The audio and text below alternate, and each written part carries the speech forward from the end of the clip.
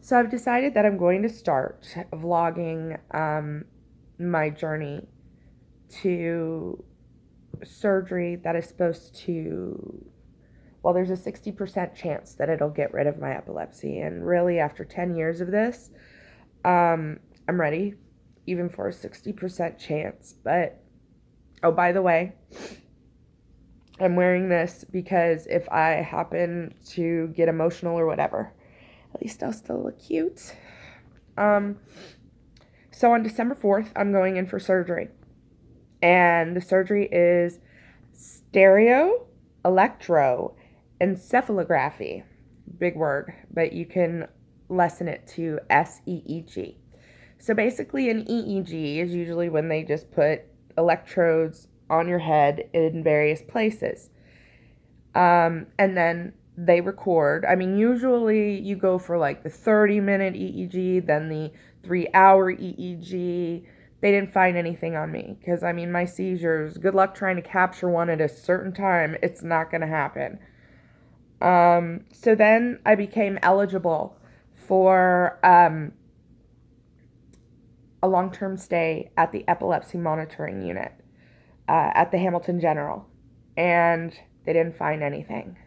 Actually, they told me that they believed my seizures were psychosomatic. One second, guys.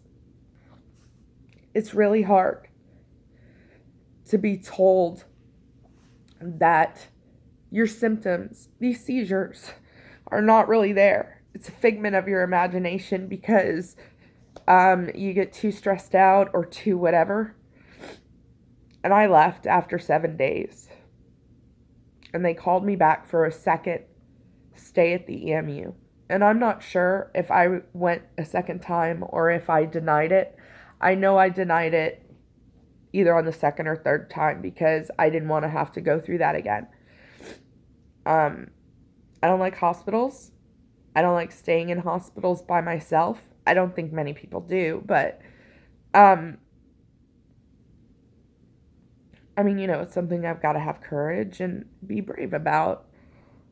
My seizures have gotten a lot worse. They aren't getting better. There are periods of time where I don't remember my seizure, like the whole chunk of it. Sometimes an hour or 2 or 3 may pass. I'll look at my husband and I'll say, did I have a seizure earlier? Because something in my brain will click. Something doesn't make sense. And of course, my husband will say, yes, you did. I'll ask him, what did I do? And he lists a whole slew of things that make absolutely zero sense to come out of my mouth. Luckily, no swearing, no violence, no any of that stuff. Just, I'll attach a video of me having a seizure to this in a little bit so that you can see. So on December 4th, I'm having my first of many surgeries. Luckily, I finally got a referral to Toronto Western. My doctor is amazing, and he has saved my life. Because I don't know what I would have done if I had to live like this for the rest of my life. Hold on one more time.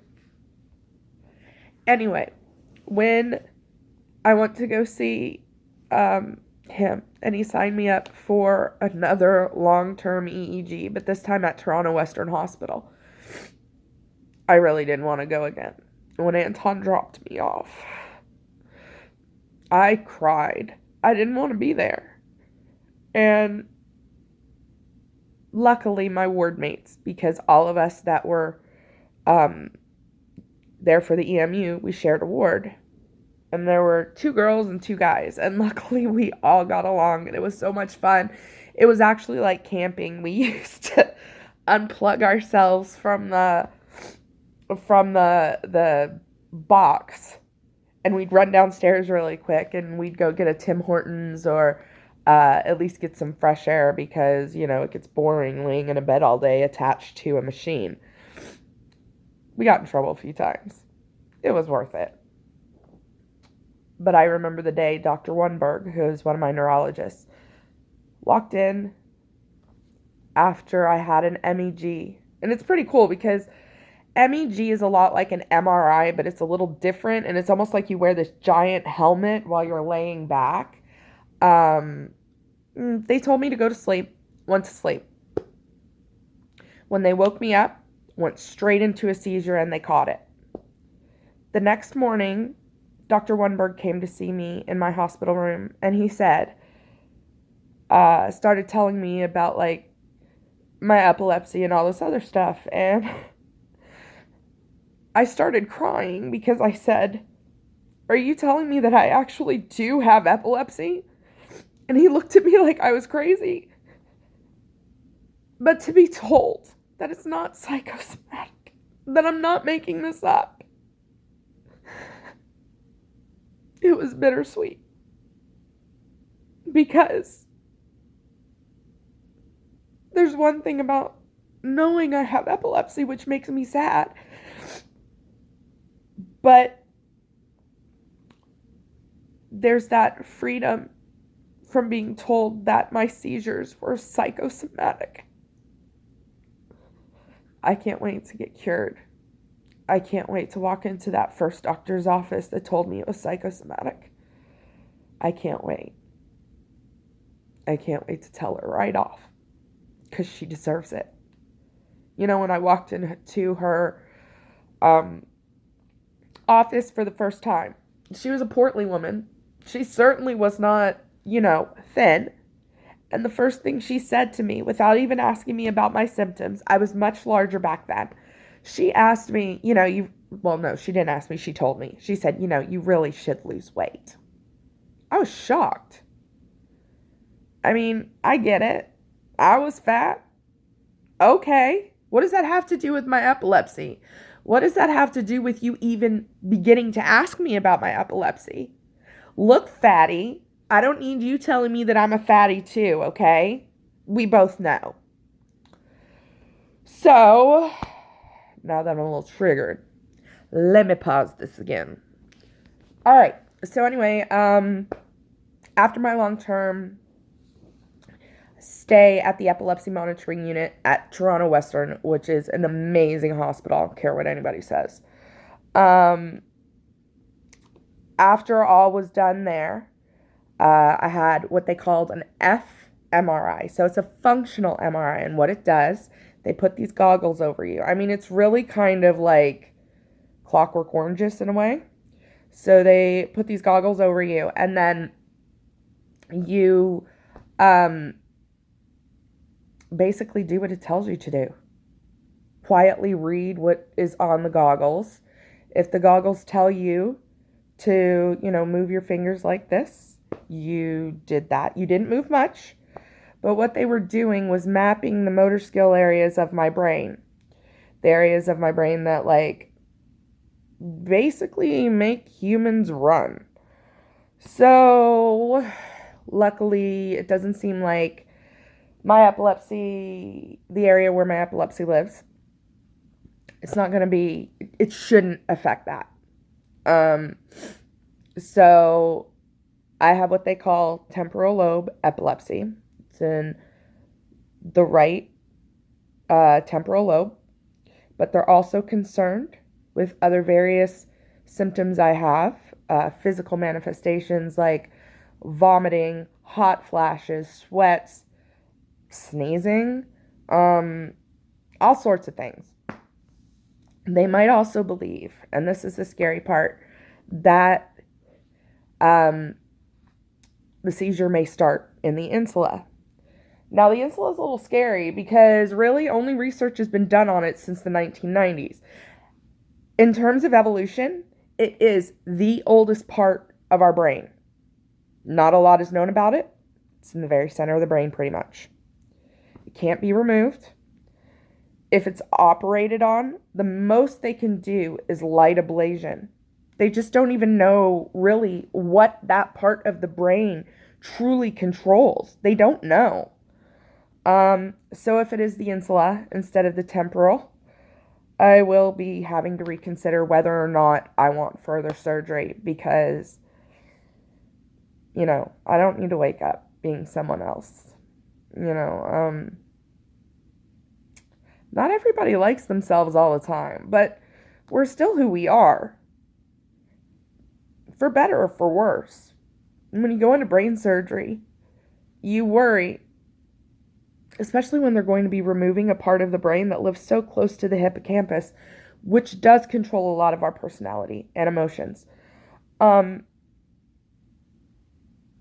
If they only have to remove a portion of my temporal lobe, that's easy. Done. I should be fine.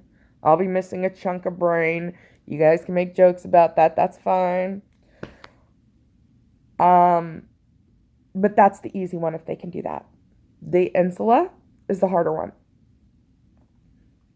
I don't know at this point if they say if it's the insula that I'll actually go.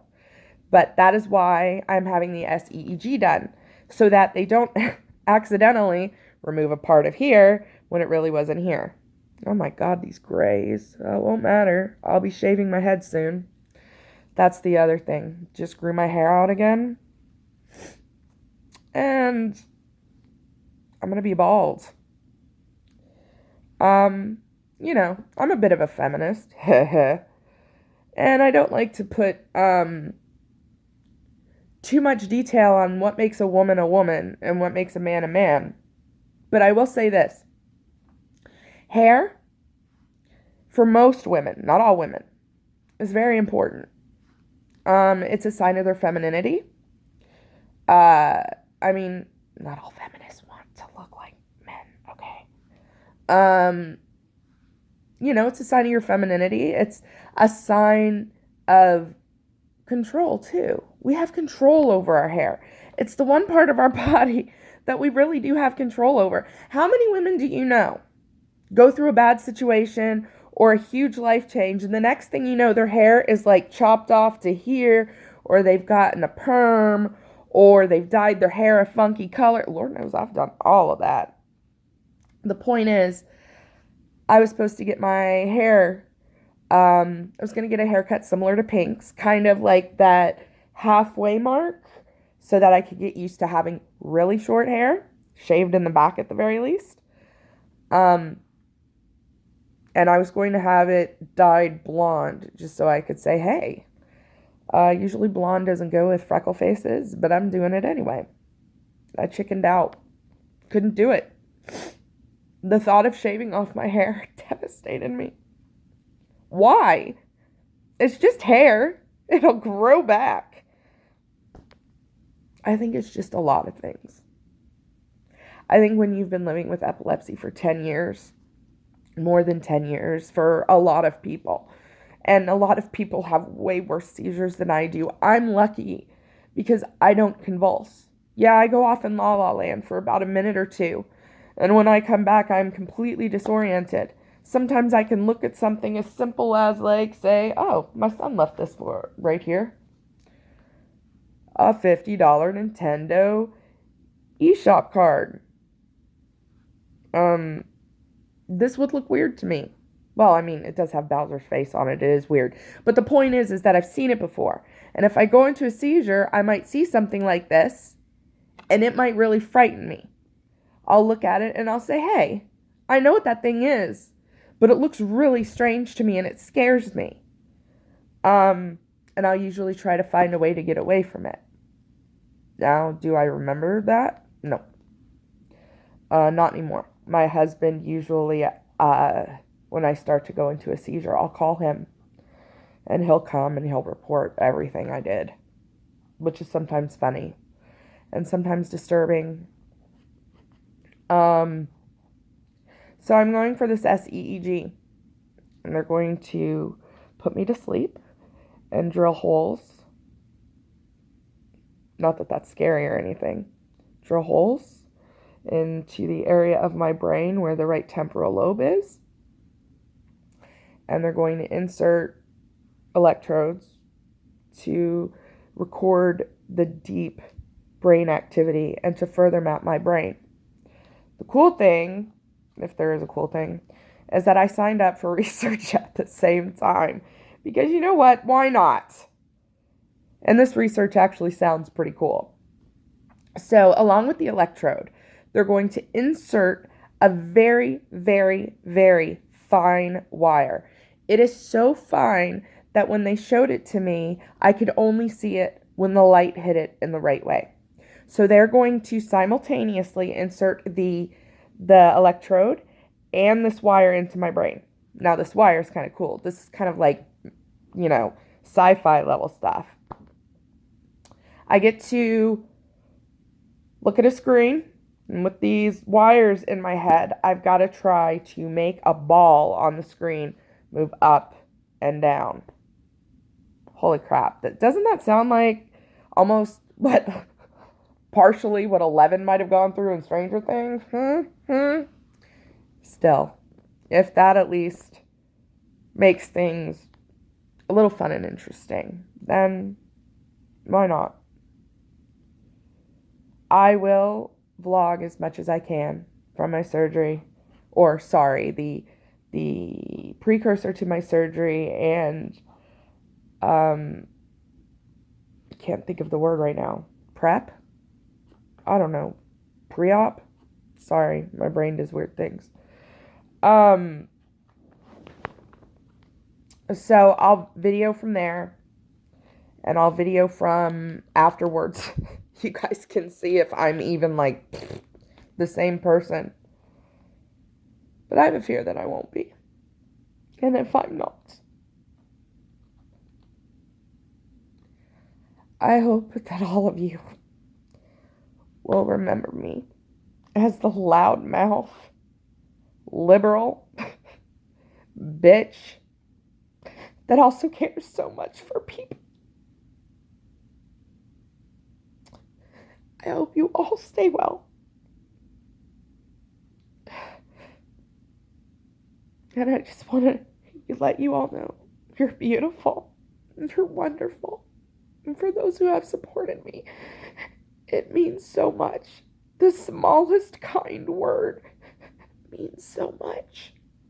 Just reaching out and saying, hey, how are you doing? It means so much. Because living with a chronic illness is living a very lonely life.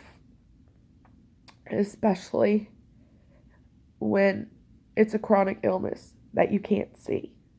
Nobody would know I have epilepsy if I didn't tell them, or if they didn't see me have a seizure. No one would know. But hopefully December 4th, we'll get the final answer, and I'll know from then if I want them to give me a lobectomy. Not a lobotomy, guys, but a temporal lobectomy. Or if I have to have something done to the insula. It's a conversation that not only I will have to have with my husband, but with my parents and my family. Because family is everything to me. And it's important that they get a say. What makes them comfortable. And I need to know that they'll support me. And I know they will. So sorry, this may have been kind of a crappy video, but I'd like to have a record of it just in case. If you guys don't like it, just don't watch anymore. If you guys do like it, thanks. Otherwise, huggy bear, kissy face, and I'm out. Peace.